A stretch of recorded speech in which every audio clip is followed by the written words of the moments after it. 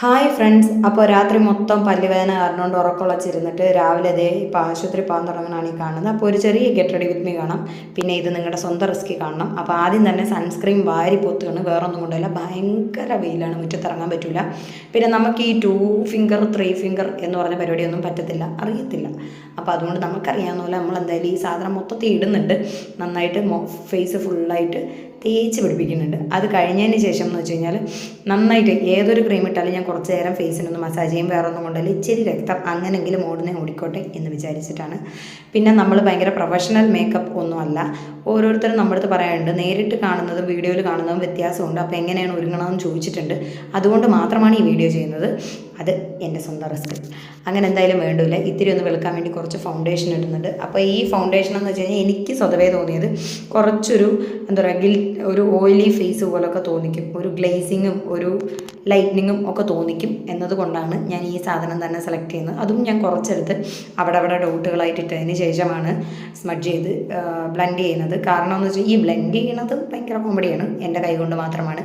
അപ്പം പുറമേ നോക്കുന്നവരടുത്ത് എനിക്ക് പറയാനുള്ളത്, ഞാൻ വീഡിയോയിൽ കാണുന്നത് പോലെ അത്ര വലിയ ഗ്ലാമറൊന്നുമല്ല, എനിക്കും എൻ്റേതായ കുറവുകളൊക്കെ ഉണ്ട്. ആ കുറവുകളെ മറയ്ക്കാൻ വേണ്ടിയിട്ട്, അല്ലെങ്കിൽ ആ കുറവുകളെ മറ്റുള്ളവർ മുന്നിൽ കാണിക്കാതിരിക്കാൻ വേണ്ടി ഇങ്ങനെ ഓരോ സാധനങ്ങളൊക്കെ എടുത്ത് അണിഞ്ഞ് ചിരിച്ച് കളിച്ച് നടക്കുന്നതേ ഉള്ളൂ. ഓരോ തരത്തിലും ഓരോരുത്തർക്കും കുറവുകളും കുറ്റങ്ങളും ഇല്ലാത്തവരായിട്ട് ആരുമില്ല. അപ്പോൾ എന്തായാലും ശരി, മുഖത്തതൊക്കെ അങ്ങനെ വാരിപ്പൊത്തി കഴിയുമ്പോൾ കണ്ട ഒരു ലൈറ്റിംഗ് ഫേസ് വന്നിട്ടുണ്ട്. അപ്പോൾ ഇനി ഇടുന്നത് ഐബ്രോ പെൻസിലും ലിപ്പ് ലൈനറുമാണ്. അപ്പോൾ ലിപ്പ് ലൈനർ ഞാൻ ഇപ്പോൾ യൂസ് ചെയ്യുന്നില്ല, ഐബ്രോ പെൻസിൽ പിന്നെ എനിക്ക് എഴുതിയേ പറ്റത്തുള്ളൂ, കാരണം പിരികം എന്ന് പറഞ്ഞ സാധനം എനിക്കില്ല, വളർന്നു വരും എന്ന് ഞാനും വിശ്വസിച്ചുകൊണ്ടാണ് ഓരോ പ്രാവശ്യവും എഴുതുന്നത്.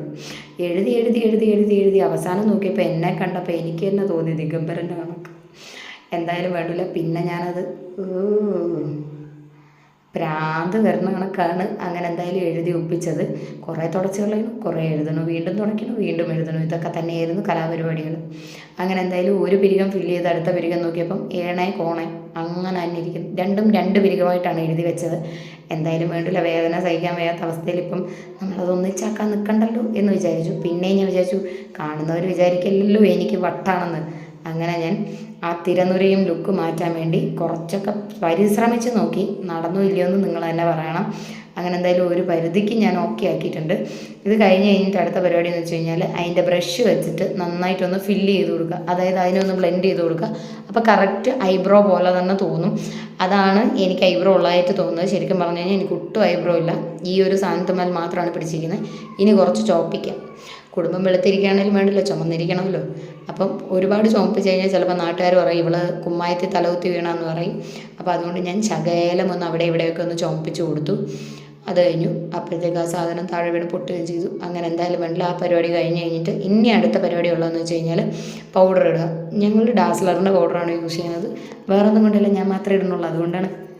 അപ്പോൾ നമ്മൾ മലയാളികളായതുകൊണ്ട് തന്നെ നന്നായിട്ട് 2 കൈയിലും തേച്ച് തട്ടിക്കുടഞ്ഞ് മുഖത്ത് മൊത്തം വാരിപ്പൊത്തി. നിങ്ങളിപ്പോൾ കാണുമ്പോൾ നിങ്ങൾക്ക് വിചാരിക്കും ഞാൻ മോന്തക്കിട്ട് ഉരച്ച് പറിക്കുകയാണെന്ന്. അല്ല, നല്ലൊരു മസാജിങ് പോലെ തന്നെയാണ് ചെയ്യുന്നത്. അത് കഴിഞ്ഞപ്പോൾ ശിങ്കാറിൻ്റെ കൺമഷി വെച്ചിട്ടാണ് ഞാൻ കണ്ണെഴുതുന്നത്. എനിക്കത് വെച്ച് എഴുതുമ്പം എന്തോ എനിക്ക് വേറെ കുഴപ്പമൊന്നും തോന്നാറില്ല. പിന്നെ കണ്ണെഴുതുന്നതിനകത്ത് ഇപ്പം ഇത്ര മണിക്കൂർ നിൽക്കണമെന്നൊന്നും എനിക്ക് വലിയ നിർബന്ധമില്ല. കണ്ണിനകത്താണ് ഞാൻ എഴുതി കൊടുക്കുന്നത്. കണ്ണിനകത്ത് നല്ല രീതിക്ക് എഴുതി കൊടുത്തു കഴിഞ്ഞിട്ട് 2 കണ്ണിലും നല്ല രീതിക്ക് എഴുതി കൊടുക്കും. സാധാരണ പണ്ടൊക്കെ ഞാൻ അവിടെ വാട്ടർ ലൈൻ മാത്രമേ എഴുതാറുണ്ടായിരുന്നുള്ളൂ. ഇപ്പോഴാണ് ഞാൻ പിന്നെയും മുകളിലോട്ടൊക്കെ എഴുതി തുടങ്ങിയത്. പിന്നെ അതാണ്ട് ന്യൂഡ് ഷെയ്ഡ്, നല്ല ഒരു ലിപ്സ്റ്റിക്ക്, ന്യൂഡ് ഷെയ്ഡ് ഒരു ലിക്വിഡ് ലിപ്സ്റ്റിക്കാണത്. അപ്പോൾ അത് ഒന്ന് ചെറുതായിട്ടിട്ട് ബ്ലെൻഡ് ചെയ്തിട്ട് അതിലേക്ക് നമ്മൾ റെഡും കൂടി ഇടുന്നുണ്ട്. കാരണം ഈ 2 കളറോട് ആകുമ്പോഴേ ഒരുമാതിരി തീവട്ടി കളറല്ലെങ്കിലും ഒരു പരിധിക്കെങ്കിലും നല്ലൊരു കളറ് കിട്ടണത്.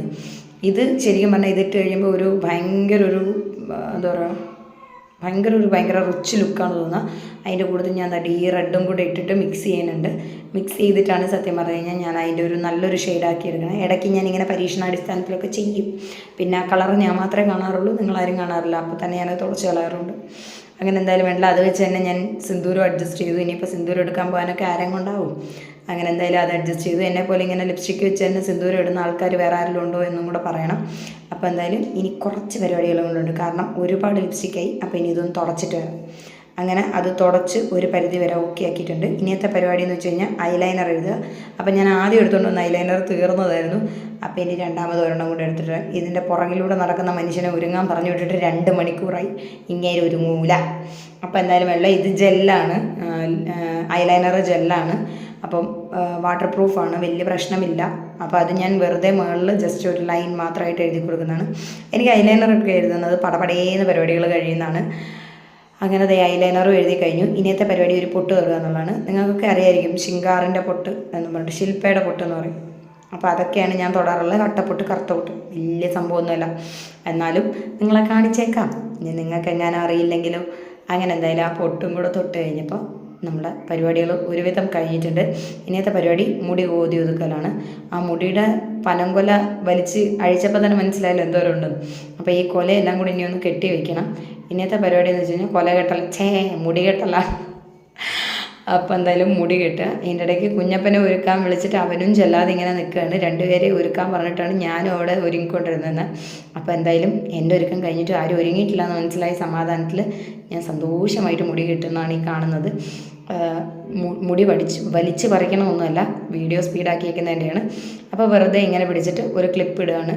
അപ്പോൾ അത്രേ ഉള്ളൂ പരിപാടി നമ്മുടെ. അപ്പോൾ എന്നതാ ഒരുക്കം എന്ന് പറഞ്ഞ പരിപാടി കഴിഞ്ഞിട്ടുണ്ട്. ഇനി ഞാൻ അവിടോട്ട് പോകാനിടുന്ന ഡ്രസ്സ് ഇത് രണ്ടുമാണ്. അപ്പോൾ ഇത് രണ്ടും കൂടെ ഇട്ടിട്ട് വരാം. അപ്പോൾ ഇത് ഇങ്ങനെയാണ് എൻ്റെ ഔട്ട്ലുക്ക്. ഇനി ഞങ്ങളപ്പോൾ പോയിട്ട് വരാം. അപ്പോൾ വീഡിയോ ഇഷ്ടപ്പെട്ട് കഴിഞ്ഞാൽ ലൈക്ക് ചെയ്യുക, ഷെയർ ചെയ്യുക, സബ്സ്ക്രൈബ് ചെയ്യുക. പിന്നെ നമ്മുടെ ചാനൽ ആദ്യമായിട്ട് കാണുന്നവരാണെങ്കിൽ തീർച്ചയായിട്ടും നമ്മുടെ എല്ലാ വീഡിയോസും കാണാൻ ശ്രമിക്കുക. അപ്പോൾ അത്രയുള്ളൂ. Tata, okay, by.